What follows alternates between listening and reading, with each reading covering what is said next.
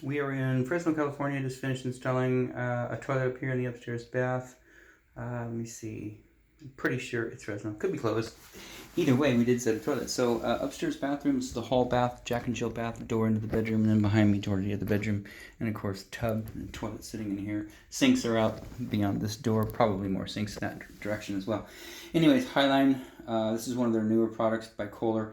It's the Highline Arc. It is the ADA height or chair height, comfort height, and then of course the seats soft close, which is nice, and then of course the stylish design for Kohler. It does have the canister style flush system, so the 3-inch class 5 flushing, so a canister instead of a flapper down in there. And the base, the bowl itself sat real nice to the floor. Put a couple new wax rings in there, tighten it down. No shimming required, so the bowl is set real good. We did give you a brand new braided stainless steel supply line, so that is a little 3/8 by 7/8, probably by 12-inch braided stainless steel supply line, so that's good.